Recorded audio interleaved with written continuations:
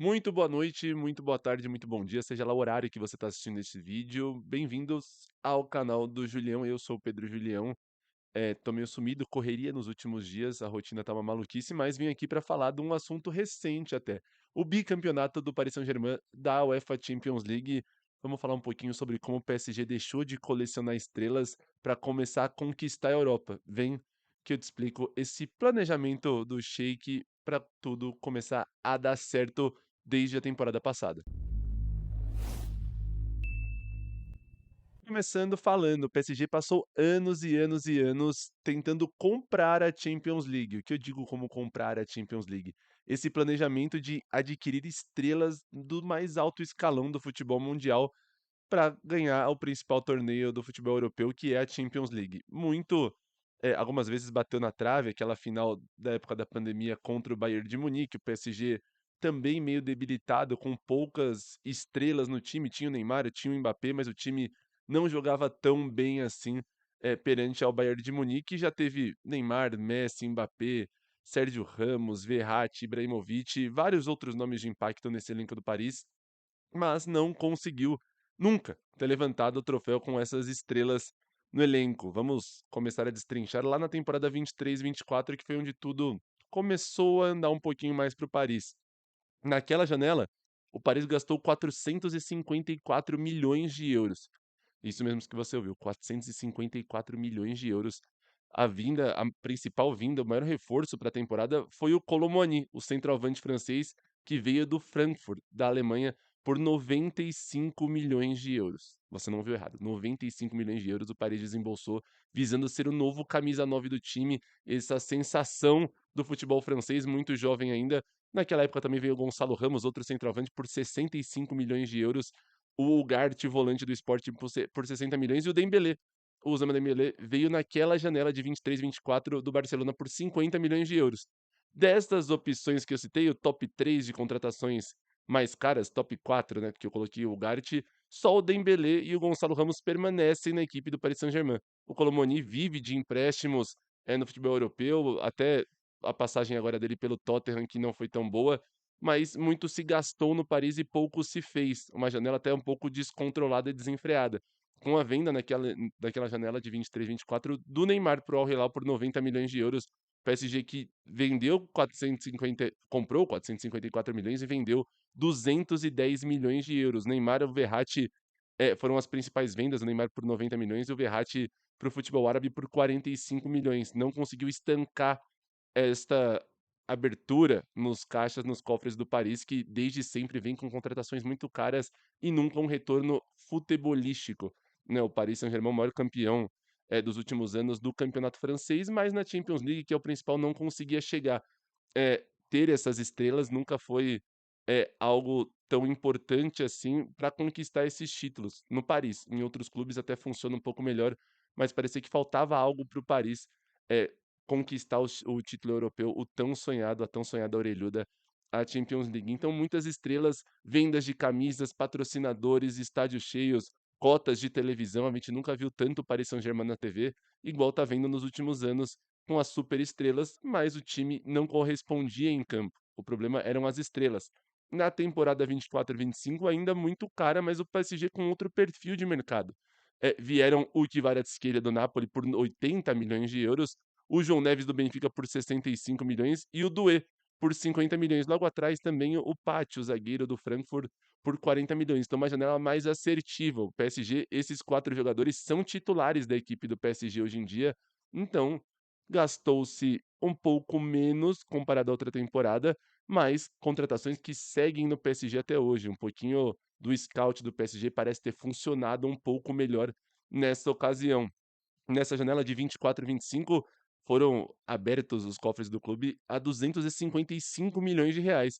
E naquela mesma janela o PSG vendeu 145, até um balanço um pouco próximo, um prejuízo, vamos dizer assim, de 110 milhões de reais.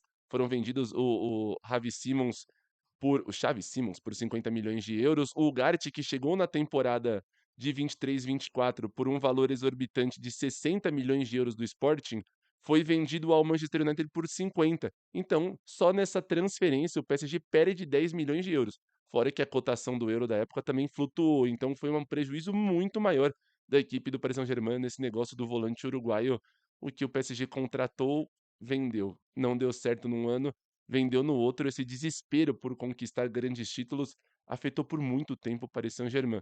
Naquela janela de 24, 25, perdeu o Mbappé de graça também para o Real Madrid, mas os bastidores rondam de que houveram mais coisas além do futebol para essa saída do Mbappé. O comportamento dele até no vestiário foi um dos fatores para que o PSG tivesse desistido de vez do Kylian Mbappé, que parece que esse projeto Mbappé, Champions League e Paris Saint-Germain não iria mais funcionar, e assim se encerrou essa grande história entre Mbappé e Paris Saint-Germain. Na temporada 25/26 é uma janela bem menor. A gente está falando agora de 25/26, onde o Paris ganhou o título, da Champions League, né. Já ganhou em 24, 25 e agora em 25, 26. Nessa de 24, 25 foi o primeiro ano do Kvaratskhelia no clube, foi o primeiro ano também do João Neves, do Désiré Doué, e conquistou essa Champions League justo na janela em que o Kylian Mbappé deixa o time. Já na temporada de agora, 25, 26, o PSG foi bem mais modesto, vamos dizer assim. Foram abertos 111 milhões de euros para essa temporada de 25, 26, que terminou hoje. Nada mais, nada menos com o título da UEFA Champions League, o bicampeonato, com a contratação mais cara do time do Zabarnyi, o zagueiro que veio do Bournemouth por 63 milhões de euros, junto com o Lucas Chevalier, o goleiro do Lille, por 40 milhões de euros. Duas contratações caríssimas para o Paris Saint-Germain e os dois jogadores que não são titulares absolutos do time. O time joga melhor na defesa com Pacho e Marquinhos. O goleiro Safanov também é um goleiro que o PSG gastou 20 milhões de euros em umas temporadas atrás, mas contratou-se poucos jogadores por um valor alto e nenhum dos dois rendeu resultados tão bons assim esportivamente para a equipe do Paris. As vendas foram 64 milhões de euros.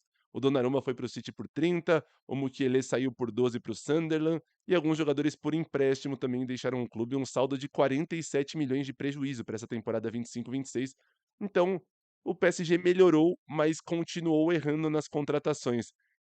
O Zabarnyi é a prova viva disso, 63 milhões de euros do Bournemouth, uma das maiores vendas da história do clube inglês, foi justamente o zagueiro que não se encaixou no PSG, parece que não encaixou nessa rotação da defesa, mas continua errando. Esse comparativo das 3 janelas, o PSG sempre no prejuízo, 243 milhões lá em 23, 24, 110 na temporada passada e 47 nessa.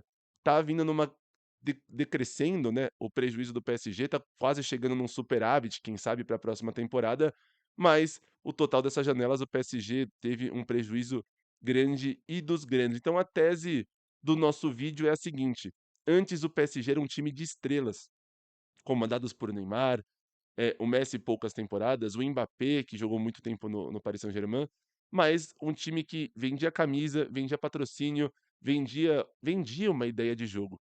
Mas hoje o PSG com o Luiz Henrique, que chega ao tricampeonato da Champions League, é um marco histórico, certamente um dos maiores técnicos, do Paris Saint-Germain, pelo que fez com o time, se livrou de estrelas, e um elenco um pouco mais enxuto conseguiu trazer o bicampeonato de um título que o PSG não tinha até 3 anos atrás. Então, antes era muito impacto, muita manchete e hoje é um jogo muito mais coletivo. Esse Paris Saint-Germain junto com o Fabian Ruiz, Vitinho e João Neves no meio-campo, jogadores que não chegaram com esse status milionários, jogam bola. O Kvaratskhelia junto com o Désiré Doué e o Dembélé são jogadores que entregam no ataque. Então, muito se falou sobre contratações do PSG, sobre grandes nomes que cercaram o Paris durante todos esses anos, mas esse elenco atual é o elenco que entrega títulos, que entrega futebol. A gente até brinca que o futebol 2.0 é o que apresenta o PSG. Então, isso se explica. No fim, o PSG não comprou a Champions de uma vez. Comprou os jogadores, comprou um elenco que, com uma ideia de jogo do Luiz Henrique, conquistaram 2 vezes a Europa. Então, isso fica de recado: o PSG não deixou de ser rico, ele deixou de ser refém de estrelas. Isso é o principal ponto. Para o segundo troféu europeu, está na galeria do PSG, que comemora mais uma vez o título europeu. A Europa segue blue, segue com as cores do Paris Saint-Germain. Um forte abraço, enquanto o coletivo ficou maior que o nome e o PSG é bicampeão. Um forte abraço a todo mundo. Deixa nos comentários se você concorda de que a partir do momento que o PSG deixou de ter estrelas, grandes estrelas, conseguiu se destacar no cenário do futebol europeu e futebol mundial. O PSG também campeão, do Mundial de Clubes do ano passado, do fim do ano, não a Copa do Mundo de Clubes, mas o Mundial de Clubes de dezembro contra o Flamengo. Então, muitas estrelas foram embora e o time joga bola. Fechou? Eu volto a qualquer momento. Não largue minha mão, que eu não vou largar a tua. Um forte abraço. Tchau.